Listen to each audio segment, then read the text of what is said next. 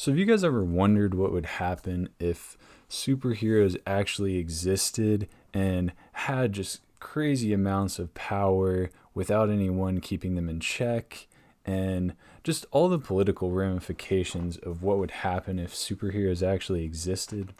Well, The Boys, a show on Amazon Prime that I just finished the second season of, kind of takes a look at this sort of scenario of corrupt and politically motivated superheroes. It takes an interesting look at that.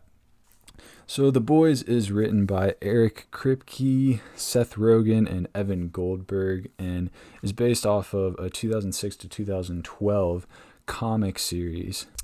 And oh man, I found some interesting nuggets while researching who was in the cast. You might recognize the name Carl Urban, and he's not actually related to Keith Urban, which I saw apparently that's a common question, the country music star.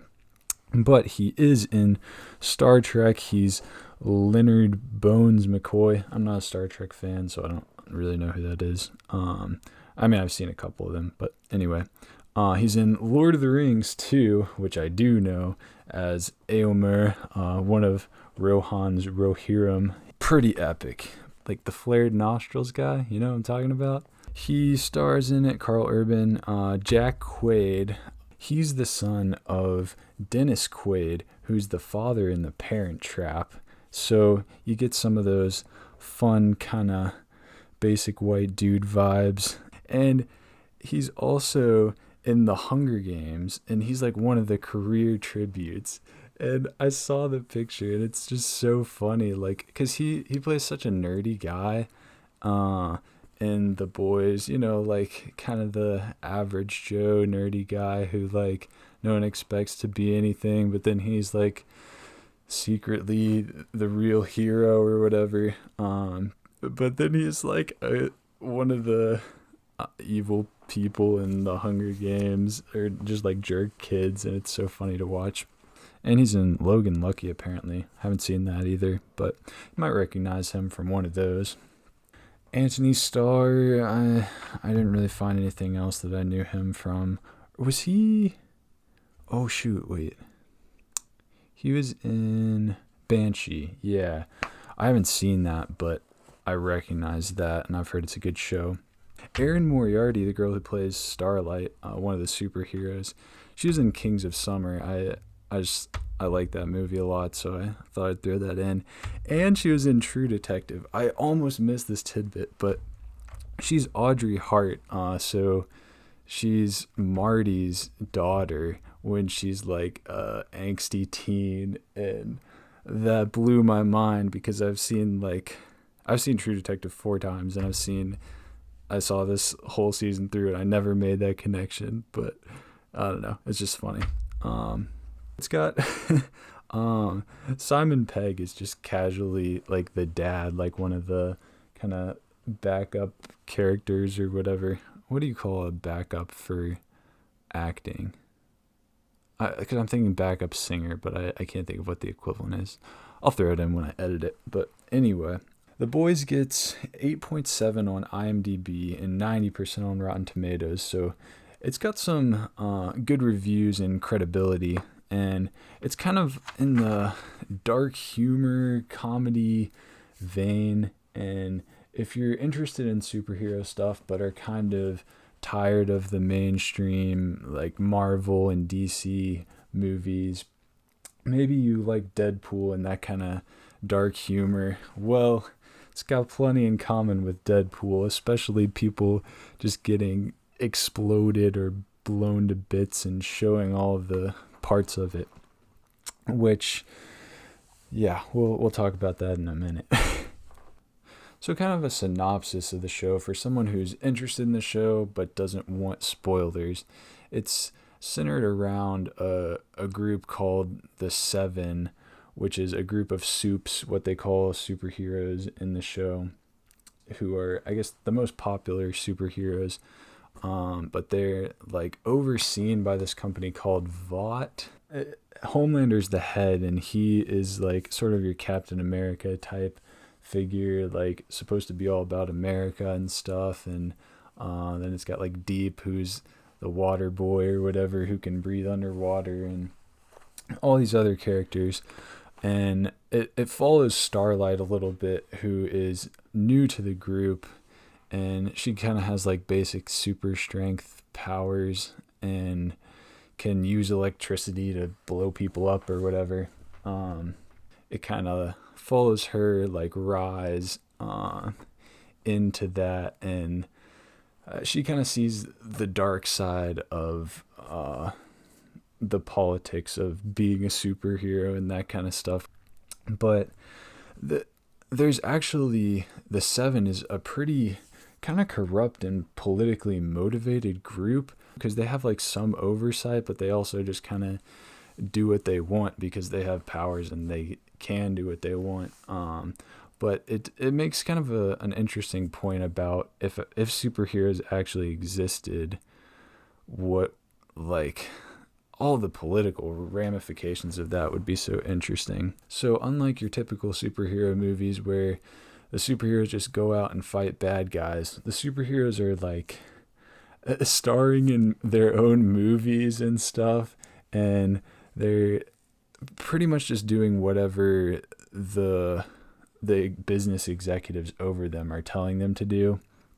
And they're pretty corrupt themselves. They have bad habits and will just like kill people and then do things to cover it up. So you have those characters, and you kind of see inside that with Starlight. But then you also have Huey and Butcher, who are kind of, I guess, rebels who are trying to fight to take down the superheroes, which is a big task since obviously they have superpowers and stuff. So my rating for it, definitely not for kids. I would say it's probably going to appeal to someone in like the 16 to 40-ish range, because, I mean, people under 16 shouldn't watch it because it's got loads of gore and sex and drugs and stuff. But and then I don't think people over 40 are really going to enjoy it because, I mean, I don't know. Like my parents just wouldn't be able to get past all of that stuff. But then also there are a lot of things that you just wouldn't understand what it's parodying if you're not like, if you haven't seen Avengers movies and like superhero things recently to compare it to, or just have a good understanding of pop culture. You just won't get as many of the jokes. I mean, you can still enjoy it, but 16 to 40 is what I think would be kind of the ideal age range. And yeah, it's got some, like I said, it's got some gore, and there's some scenes. Oh man, I'm going to talk about them later when I get to spoilers, but like, there's no shortage of people just exploding and guts everywhere, just like showing everything. So if you don't do guts, you won't like this. It's also got some titties and some man buns in there. So if like sexual content disturbs you, you also shouldn't watch it. It was interesting. I saw an article that was saying that it's actually got a lot more male nudity. Like it's got full frontal male nudity, but like not really much female nudity, which I don't know, you don't see that much these days in the movies. So I just thought that was an interesting nugget. But yeah, it's got sex, and it's got drugs, and it's got violence, all those juicy things. So if any of those bother you, it's not for you. It also has some drug use themes in it, but it's on the more mild side, which has to do with something that's kind of a spoiler. Okay, now I'm going to get into spoilers. So if you're interested in the show and don't want it spoiled, then you should stop watching now. Beep, beep, beep. Spoiler warning. Beep, beep, beep.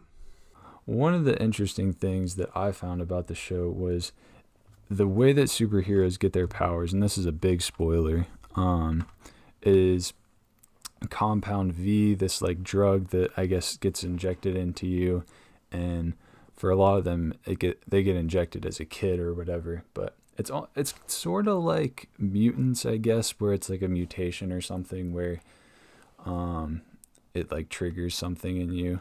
It like shares a lot of things with the X-Men universe is what I'm trying to get at. And I guess people react in different ways to it. And I don't know. It was just it's an interesting concept where like it's almost a commentary on steroids and plastic surgery and I don't know, all those things to me, because it's like, if you could enhance yourself in a crazy way, would you? And is it worth it? Is it healthy for some people to be at a physical advantage over other people? Probably not.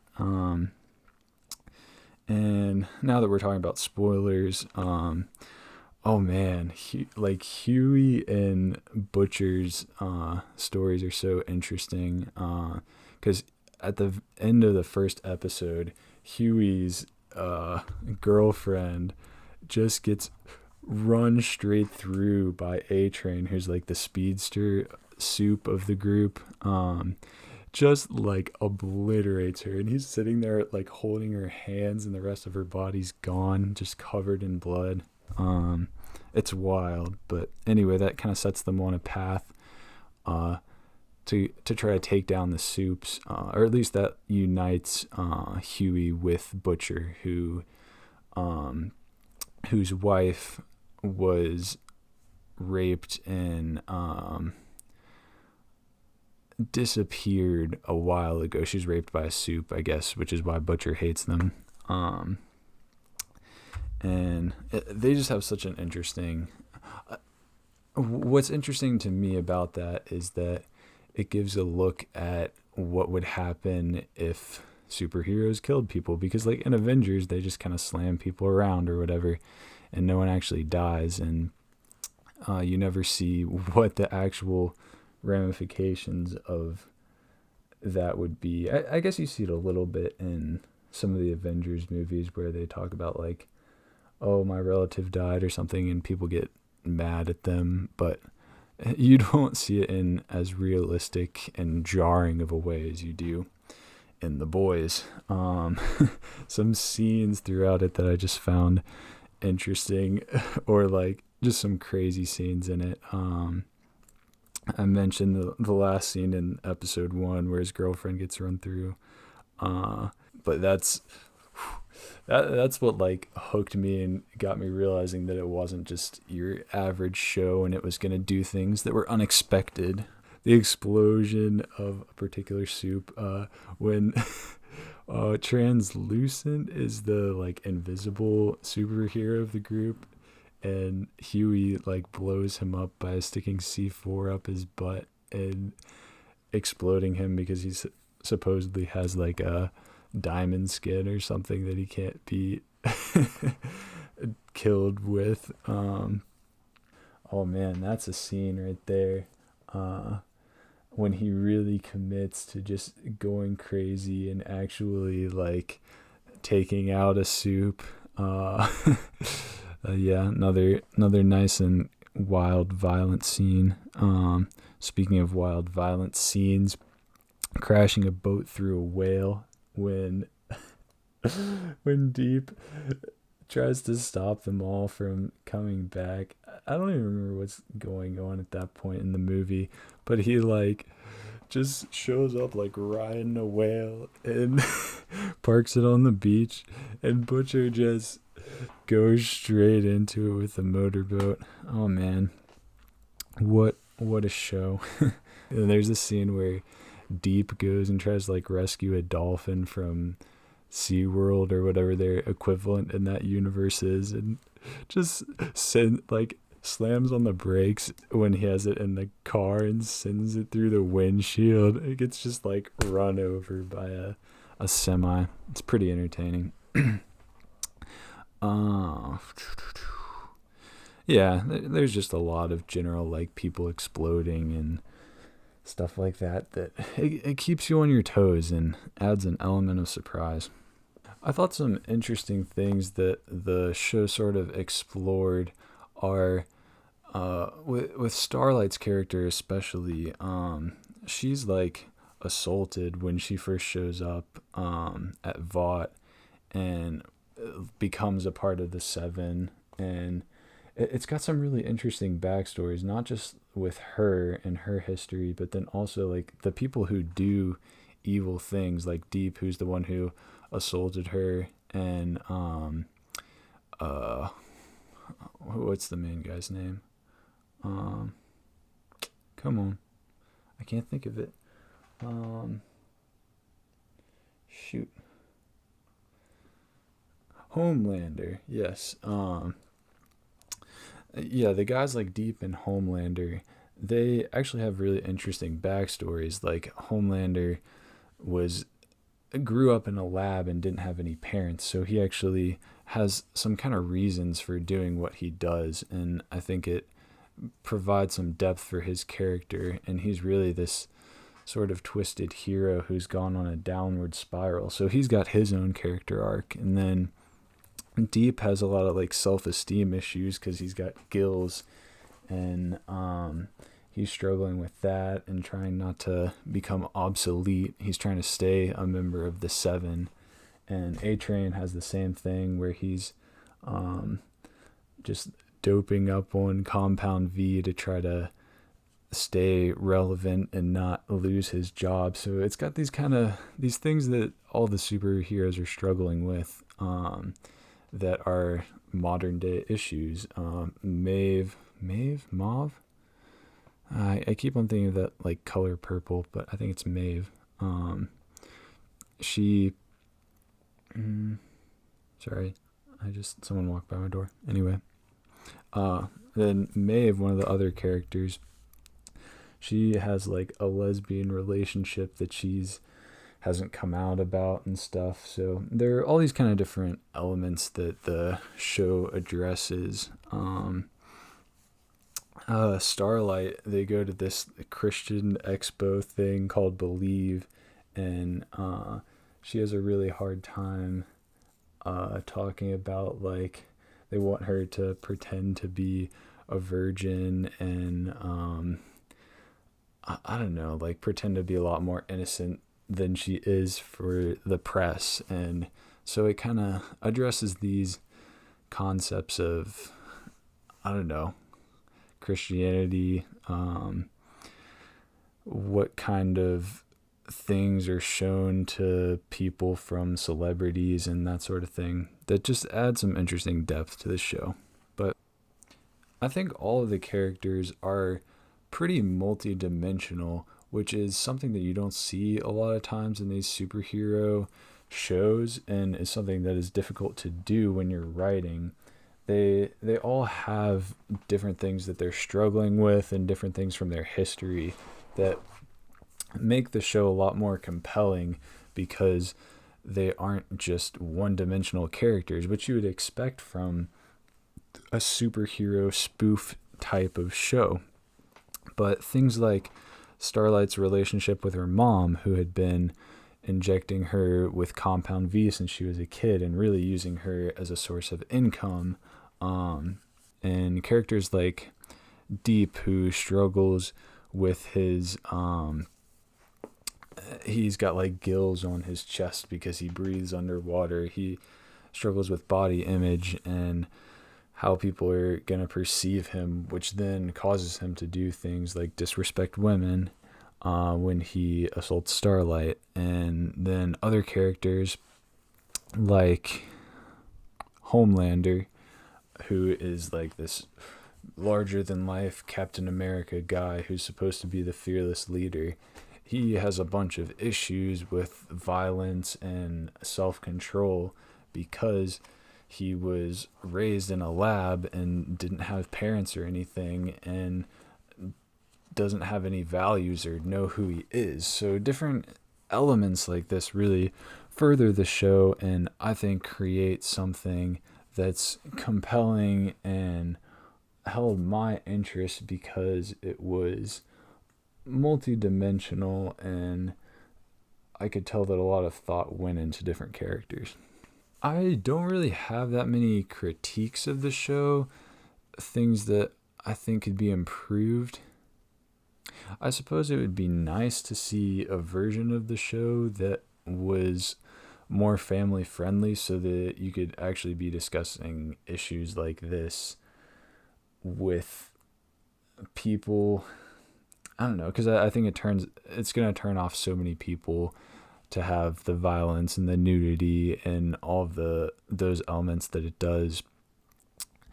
I think that could be maybe considered one of the downsides of this show because not as many people are going to see it. But I think that's also an upside because it's actually portraying things how they are and not trying to sugarcoat things, which give it sort of a raw and intense feeling and really hypes up the parts that are supposed to be shocking, like a lady's head getting blown off when it just happens right in front of you, or some other lady going crazy and squishing a guy's head between her thighs. I don't know what this director has with people's heads exploding, but yeah, it happens. But those are some things that could be different about the show. But overall, it's good, and I I found it funny at times with just dark humor that I enjoyed. It's charming at times when it actually addresses real life issues. It's unexpected for sure, and it's just different from other superhero shows, which is why I enjoyed it a lot. So I would definitely recommend it, and I'd be interested in what other people have to say about the show. So thanks for watching my review.